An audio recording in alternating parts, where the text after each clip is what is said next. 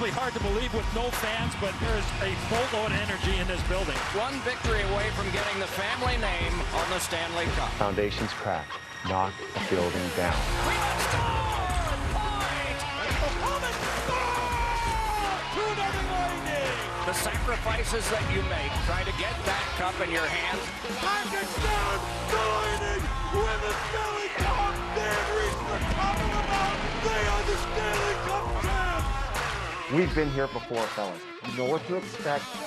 Get rid of the white noise. The stage set for game number 5. Good hit, good hit. Cross Colton gets the Lightning a 1-0 lead. Hey, stay in attack mode. Oh, big save, kicked out. Then another save. Time marks down here in Tampa. Lightning strikes twice. The Tampa Bay Lightning win their second straight Stanley Cup. Yeah, it's hard to win the Stanley Cup once, more or less winning it twice back-to-back like the Tampa Bay Lightning did. And the orchestra leader of that group is the head coach, Jon Cooper, who takes the time to join us right now. And, Jon, thank you so much for taking that time. And I want to start with the Olympics because we're going to have time to talk about the Lightning. But, you know, you're a Canadian, born and raised there. You're going to get a chance now to coach Team Canada. There's so many great legendary coaches that have had that opportunity. What does it mean to you?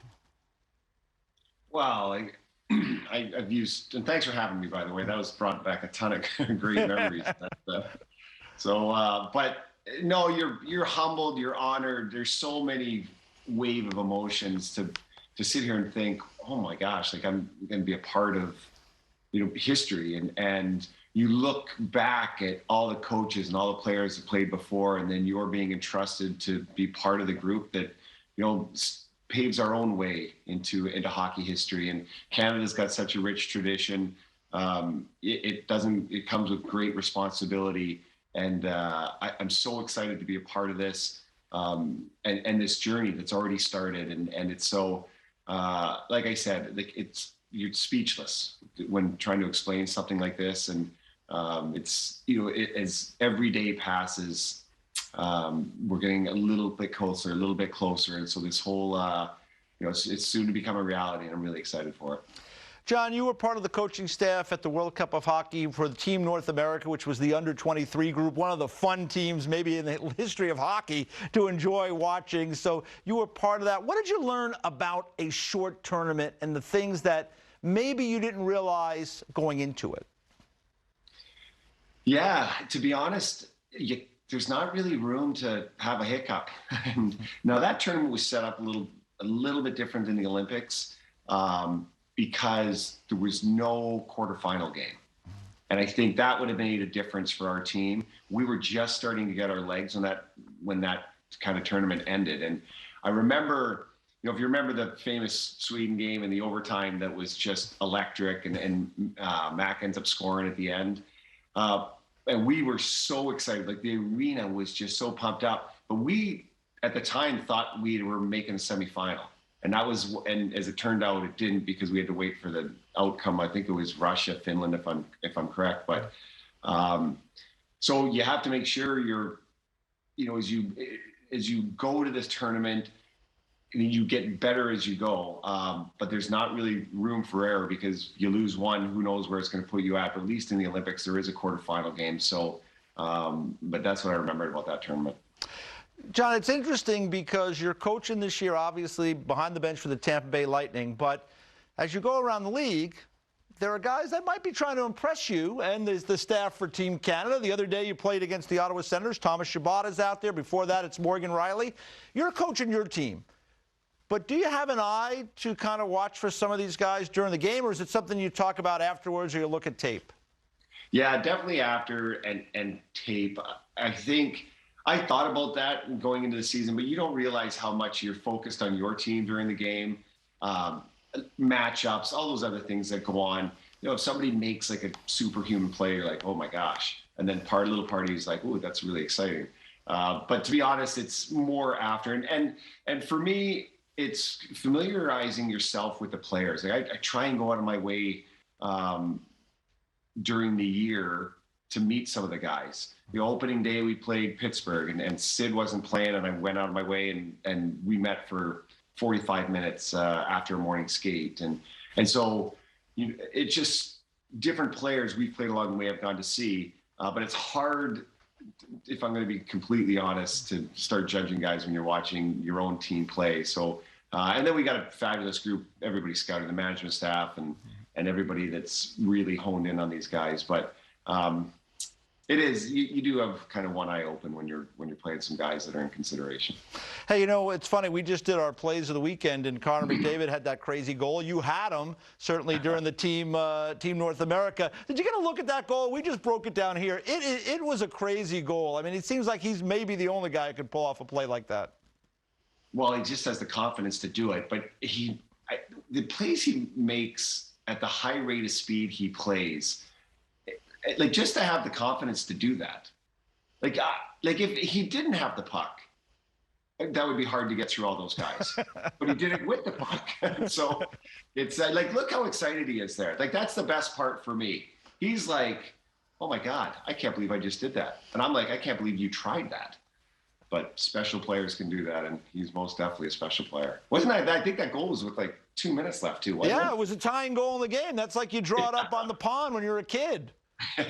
So it's like incredible. Crazy. Yeah, one more on the Olympics and with your group, because you got a number of players that are in consideration as well when you think of Point and Stamkos and Cirelli and maybe even Killorn. Has that been something you've had to kind of manage this year in terms of it's a secondary thing, but their names may be on the list, may not? I would think Point would certainly be on. What's your thinking there, dealing with your own guys? Well, to be honest, let's just not stop there. I mean, you've got Kucherov and Vasilevsky and Sergachev and Hedman. You go down the list of these players that are all vying for their own Olympic teams, and the players want to go. There's no question, and I think they'd be probably naive to look at lists out there and what people are projecting. But what I'm proud of our guys is they're all off to good starts. They're all playing hard. The fact that I'm the coach of the Olympic team, there's a huge group of people they're going to be picking this team. The bottom line for me, and not only with my players, but the other guys in the team, is I don't want anybody going out there trying to do things just to make the Olympic team. Go out and play for the Tampa Bay Lightning or the Florida Panthers or the Carolina Hurricanes. Like, go play for your team. Do what you're supposed to do in your system, and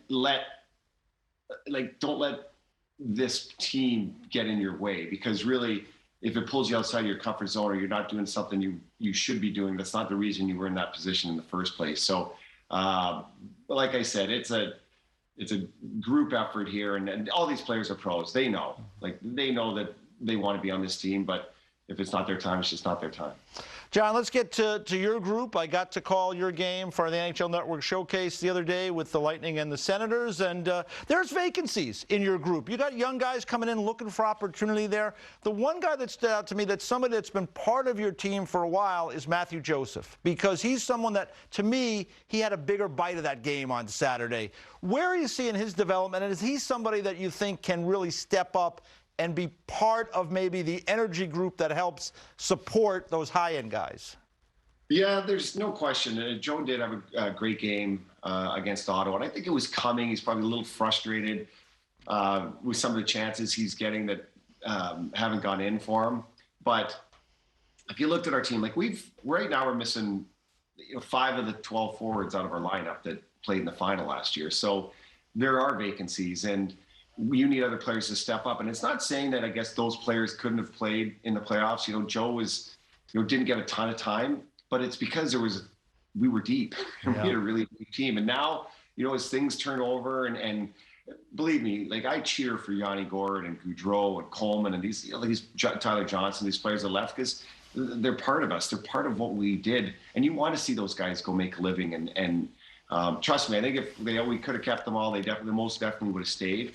But who's the next generation of Lightning players that's going to carry on this tradition? And guys that were blocked early, the last couple of years have a chance to have success. And even look at the Radishes and Kachuks and Barbulets and these guys that are coming in.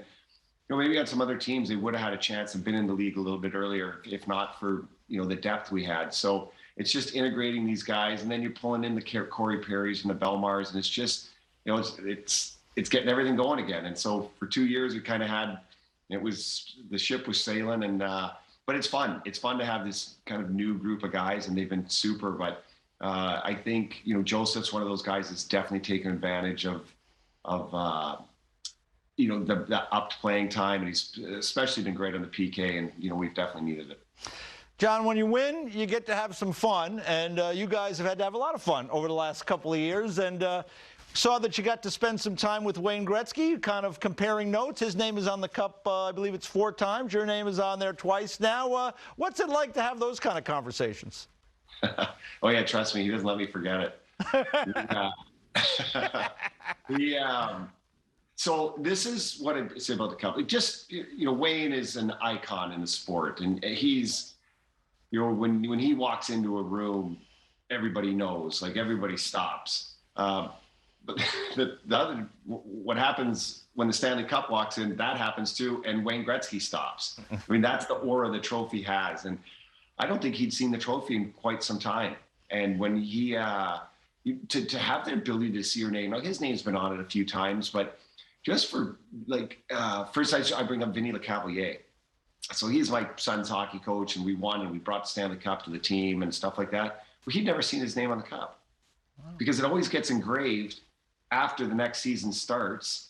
And so for these guys to get see their name, it's a really cool experience. So that's what I love about that. Like all the players, when we had that party, and there was Doug Weight was up there, whose name's on the cup, and Ray Whitney, and these players were just, it was the excitement for those players to see that trophy and their names on it.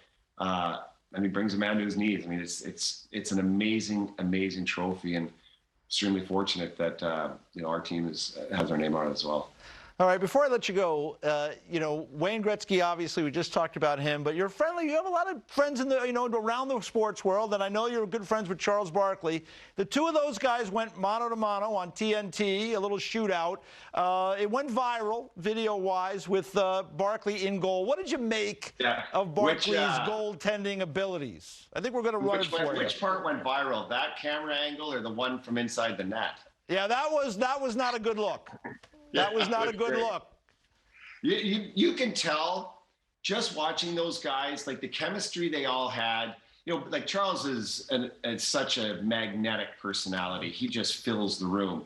And Gretz is very much the same way, probably a little bit more reserved than Charles can be. But just watching the chemistry all those guys have, and to have the best players in their respective sports be on TV, and to give their insight of the game, it's invaluable. And I just think that whether you're watching Charles in basketball or Wayne in hockey, and the guys that are there, like, take in what they're saying, because these are the best of the best. And I think, like I said, the chemistry I've been watching on the networks, much like watching you guys earlier, like you guys have fun on set, and it shows, and it makes you want to watch and learn. And I think Gretz and the boys are doing the same thing on TNT, and it's just great for the sport.